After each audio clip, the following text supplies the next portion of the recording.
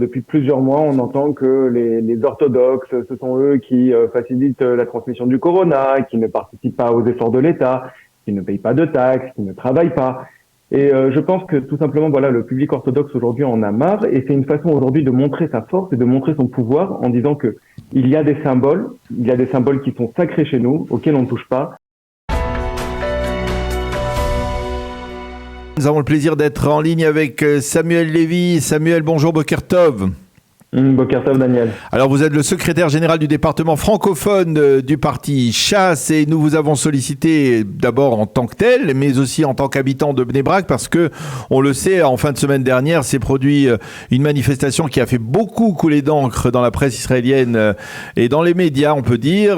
Cette manifestation devant le domicile du grand rabbin Gershon Edelstein, qui est considéré comme le grand de la génération dans le monde orthodoxe ashkénaze et qui a provoqué, on va dire un clash avec l'ancien ministre de la Sécurité intérieure, Omer Bar-Lev, qui est aujourd'hui et depuis quelques jours seulement le président de la coopération de boulangerie de Angel et de facto la présence d'Omer Bar-Lev et les critiques qu'il a mises lors de cette manifestation ont suscité la colère du monde orthodoxe et dans le monde orthodoxe apparemment on ne plaisante pas.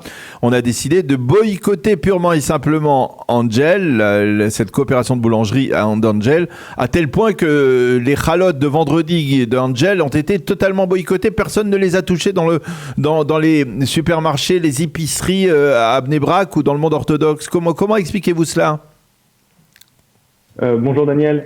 Vous savez, tout d'abord, je pense que le public orthodoxe en a marre d'être le sac de frappe depuis ces dernières années d'une certaine classe politique qui est à gauche et qui depuis plusieurs mois, on entend que les orthodoxes, ce sont eux qui facilitent la transmission du corona, qui ne participent pas aux efforts de l'État, qui ne payent pas de taxes, qui ne travaillent pas. Et je pense que tout simplement, voilà, le public orthodoxe aujourd'hui en a marre, et c'est une façon aujourd'hui de montrer sa force et de montrer son pouvoir en disant que il y a des symboles qui sont sacrés chez nous, auxquels on ne touche pas. Il ne viendrait à l'idée à personne d'aller à la synagogue et d'ouvrir le Echal et de sortir un Sefer Torah pour lui manquer de respect. Il faut savoir qu'aujourd'hui, le Rav Gershon Edelstein est considéré comme un Sefer Torah vivant pour le public orthodoxe et pour de nombreux juifs dans le monde. Et il convient de le respecter. C'est une personne qui a 100 ans, qui a encore toute sa tête, Baruch Hashem, et qui a un esprit brillant. Il convient juste de venir le voir à son shiur klali tous les jours à l'Yeshiva de Ponyovitch. Donc c'est un symbole sacré et c'est aujourd'hui, le public orthodoxe montre sa force en disant ça suffit, il y a des choses sur lesquelles on ne transige pas, on ne touche pas, et ça nous permet de montrer justement qu'aujourd'hui on est capable nous aussi de faire des actions qui peuvent avoir des répercussions sur l'économie israélienne. C'est pas une overréaction, une réaction un peu exagérée de boycotter tout simplement toute une industrie dont le public le public orthodoxe a besoin. Il s'agit d'acheter du pain tous les matins. Angel n'est peut-être pas, on va dire, le représentant de ce qu'a dit le Omer Bar-Lev. C'est peut-être pour faire payer Angel, c'est peut-être un prix assez dur à faire, non ? Vous ne pensez pas ? C'est pas exagéré ? D'une certaine raison, vous avez raison, Daniel. D'un certain point de vue, vous avez raison. Il faut pas oublier que le fait que le public orthodoxe ait boycotté Angel n'est pas venu de la maison de Rav Gershon Edelstein ni d'un parti politique. Ça a été, on va dire au début, transmis sur les réseaux sociaux, sur Twitter, puis ça a été suivi et ça a fait en fait un effet boule de neige. Moi-même, je suis assez surpris de la réaction du public orthodoxe qui a énormément suivi cet appel-là sur les réseaux sociaux. Je ne pensais pas que ça allait aller aussi loin. Je pense que dans les semaines qui vont arriver, cette crise-là va s'arranger. Il va sûrement y avoir un message d'excuse de la part de Angel, mais ça montre à quel point aujourd'hui le public orthodoxe et on va dire il est puissant. Il est puissant, mais aussi on va dire qu'il a à fleur de peau. On voit bien que ces dernières semaines, de nombreuses fois, les différentes manifestations de la gauche sont venues à Bnei Brak et sont venues de plus en plus dans le centre-ville de Bnei Brak pour manifester, pour montrer leur protestation. On a vu à quel point ils ont été bien accueillis, notamment dans la grande manifestation qui a eu lieu il y a plusieurs semaines, où ils ont été accueillis le jeudi soir avec des boissons, avec des repas et avec de la musique. Et aujourd'hui, on ne cherche pas le clash, on ne cherche pas à provoquer, Et on voit que d'un certain côté, au contraire, on voit que c'est l'inverse. On voit que quand des partis politiques n'ont pas d'idée à proposer, la chose la plus simple, c'est de s'attaquer au public orthodoxe. C'est facile, ça rapporte des voix. Alors, on le voit avec Lieberman, on le voit avec Lapid. Alors, je voudrais reprendre justement le point important que vous avez mentionné. Le public orthodoxe est puissant aujourd'hui. Le fait qu'il soit puissant finalement, et n'y a-t-il pas une incohérence à ce niveau-là? Le fait qu'il soit puissant, pourquoi ne participe-t-il pas de facto à l'ensemble de la vie politique, de la vie de la société, de la vie civile israélienne?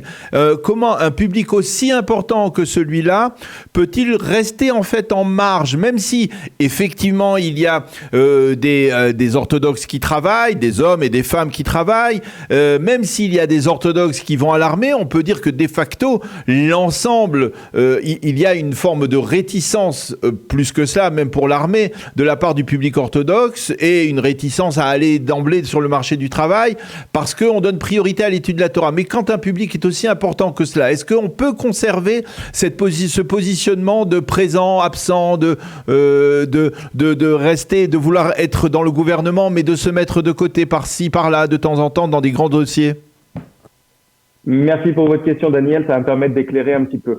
Tout simplement, il faut savoir qu'il y a une différence entre le monde ashkénaze et le monde séfarade. Le monde séfarade, lui, n'a aucun problème à participer au gouvernement, n'a aucun problème à se reconnaître dans l'État d'Israël. Vous faisiez part...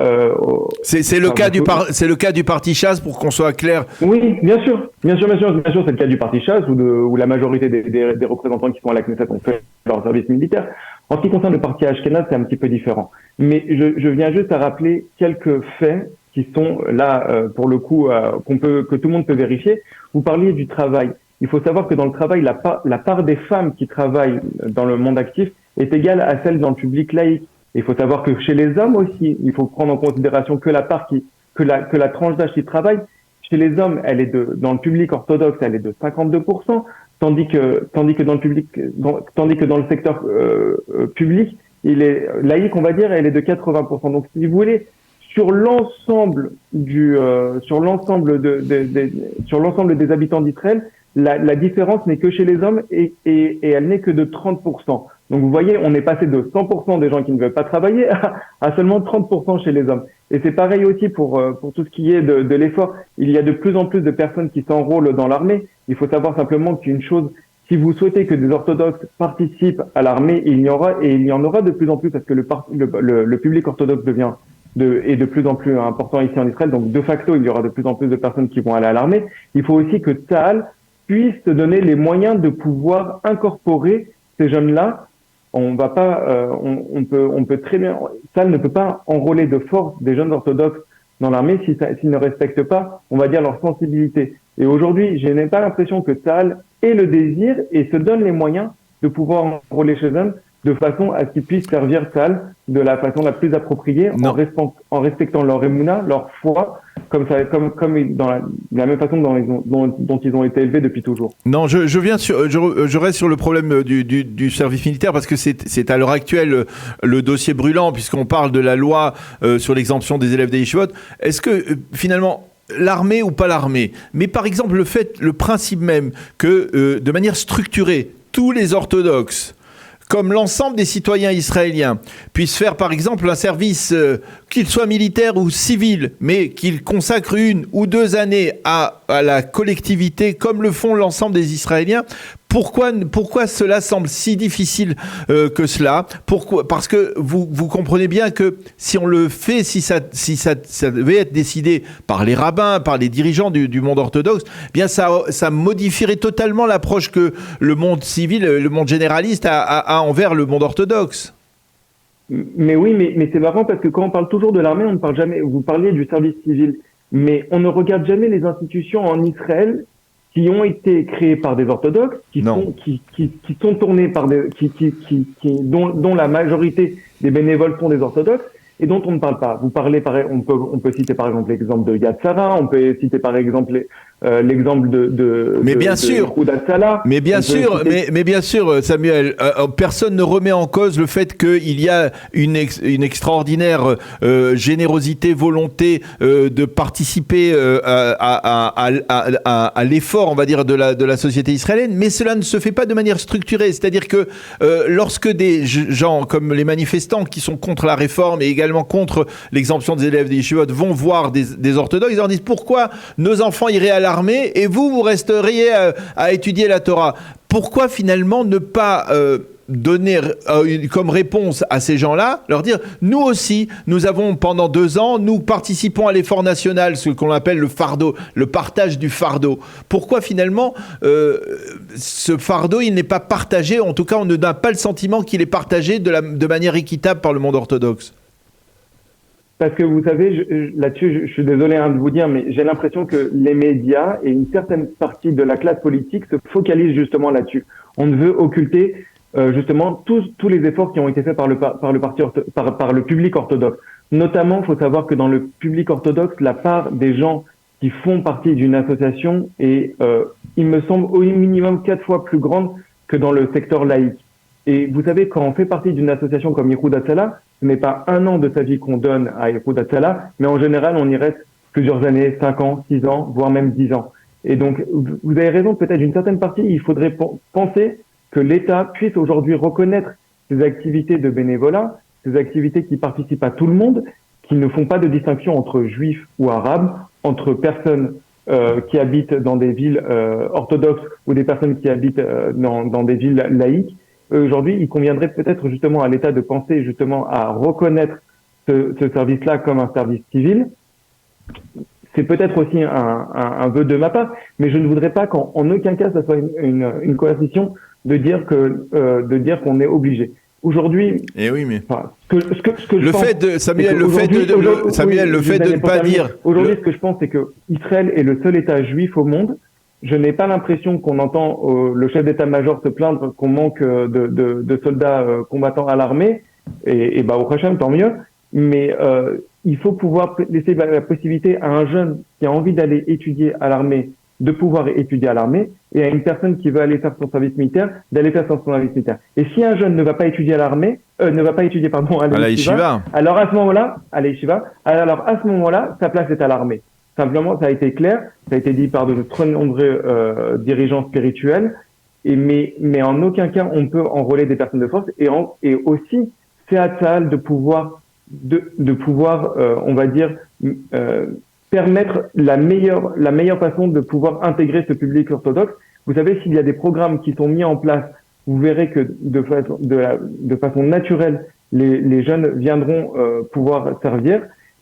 C'est des processus qui prennent du temps, c'est des processus qui sont en cours, et je suis persuadé que d'ici quelques années, on entendra ça. Mais il convient en tout cas de ne pas attiser les différences entre les différents secteurs ici en Israël. On est trop divisé en ce moment pour pouvoir se permettre encore de jeter de l'huile sur le feu. Eh bien, Samuel Lévy, merci beaucoup d'avoir accepté de répondre à nos questions ce matin, donc autour de cette polémique provoquée par la manifestation devant le domicile du Rav Gershon Edelstein. Merci beaucoup d'avoir été avec nous ce matin. Bonne journée, à bientôt. Merci, Shavua Tov. Shavua Tov. À très bientôt.